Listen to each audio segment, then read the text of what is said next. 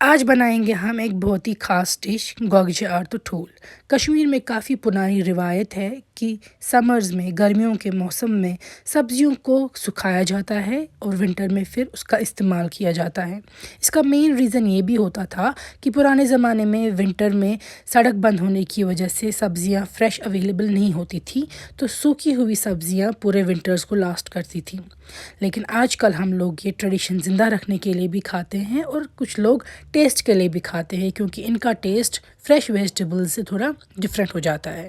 تو یہ دیکھیں میرے پاس یہ گوگجے آر ہے، ان کو اس طریقے سے مالا بنا کے سکھایا جاتا ہے۔ اب میں یہ گوگجے آر یعنی کہ ڈرائیڈ ٹرنپ ان کو ابالوں گی، کیونکہ واش بھی کروں گی پہلے۔ ان کو ضروری دھونا ہے ایک دو بار اور پھر ابال لانا ہے۔ ابال اس لیے لانا ہے کہ یہ سوکھی ہوئی سبزیاں ہوتی ہیں، ابال آنے سے تھوڑا یہ سویل ہو جاتی ہیں۔ انڈے لیے ہیں میں نے، آپ بھی 10-12 انڈے لیجیے گا، ان کو بھی ابال کے چھلکا اٹھائیں گے۔ آپ ان کو پرک کریں گے اور پرک کرنے کے بعد ہم ان کو تھوڑا سا ہلدی اسپرنکل کر رہے ہیں اور ہلدی اچھے سے ان کو رب کریں گے، اس کے بعد فرائی کریں گے، اس سے ان پہ اچھا گولڈن کلر آئے گا۔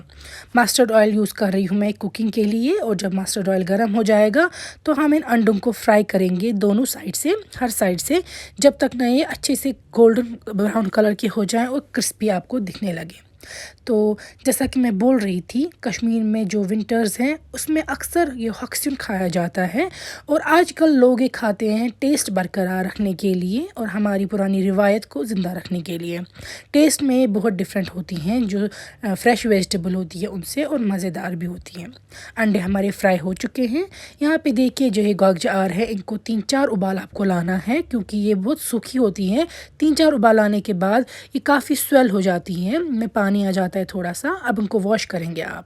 مسٹرڈ آئل سیم میں ہم پیاز ایک فرائی کریں گے تڑکے کے لیے، اور اس کے بعد جب پیاز آپ کو لگے گا کہ براؤن ہو جائے گا تو ہم اس میں ڈال دیں گے گوگجے آر، جن کو ہم نے اچھے سے دھو کے رکھا ہے اب، تھوڑا سا نچوڑ کے بھی پانی۔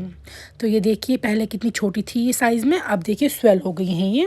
ان کو ہم اچھے سے اب فرائی کریں گے پیاز کے ساتھ، ان کا کلر چینج ہو جائے گا، یہ براؤن کلر کی ہو جائیں گی، تو تب تک آپ کو ان کو پیاز کے ساتھ ہی فرائی کرنا ہے۔ یہاں پہ آپ دیکھ سکتے ہیں کہ گوگجے آر جب ہم نے پہلے مالا میں سے کاٹی تھی تو وہ کتنی چھوٹی لگ رہی تھی، اور اب دیکھ سکتے ہیں کتنی سویل ہو گئی ہیں۔ گوگجے آر جب گولڈن براؤن کلر کی ہو جائیں گی تو ہم اس میں تھوڑا سا پانی ایڈ کریں گے اور لال مرچ ڈال دیں گے۔ لال مرچ تقریباً آپ 1 چمچ بھر کے ڈال دیجیے گا۔ پہلے میں اس کو صرف لال مرچ کے ساتھ ہی فرائی کروں گی، کیونکہ لال مرچ کو تیل پہ فرائی کرنے سے بہت ہی زیادہ پیارا کلر آئے گا۔ دیکھ سکتے ہیں کتنا ڈیپ ریڈ کلر آ چکا ہے۔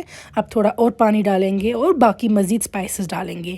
جنجر پاؤڈر آدھی چمچ یا شونٹھ ہم ڈال رہے ہیں، سونف کا پاؤڈر 1 چمچ، ہلدی ڈالیں گے آپ آدھی چمچ تک، اور انہی سارے بیسک سپائسز کے ساتھ تھوڑا سا اور فرائی کریں گے آپ گوگجے آر کو۔ کوکنگ میں تھوڑی سی پیشنس ضروری ہے۔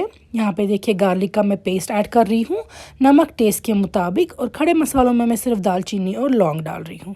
تو جتنا آپ اس سبزی کو فرائی کریں گے، جتنا آپ دل سے اس کو کوک کریں گے، اتنا آپ کو ٹیسٹی بنے گی ڈش۔ تو اب ہم اس میں ڈال دیں گے فرائیڈ انڈے جو ہم نے نکال کے رکھے تھے پلیٹ پہ۔ اب ہم پھر سے گوگجے آر کو اور مسالوں کو انڈوں کے ساتھ تھوڑا اور فرائی کروں گی، کیونکہ جیسے میں بتا چکی ہوں جتنا آپ محنت سے کوک کریں گے اتنا ہی آپ کی ڈش میں مزہ آئے گا۔ جلد بازی میں سب کچھ ڈال دینے سے مزہ نہیں آتا ہے کسی بھی چیز میں۔ اب فرائی کرنے کے بعد اس میں ہم پانی ڈال دیں گے اتنا کہ یہ کور کریں، اور اس کو ہمیں زیادہ قریب بھی نہیں رکھنی ہے اینڈ پہ۔ لڈ سے بند کریں گے آپ پریشر کوکر کو، اور 3-4 وسل یا ڈپینڈنگ اپون جتنا آپ کو لگے گوگجے آر سافٹ ہو رہی ہیں، ان بٹوین آپ چیک بھی کر سکتے ہیں۔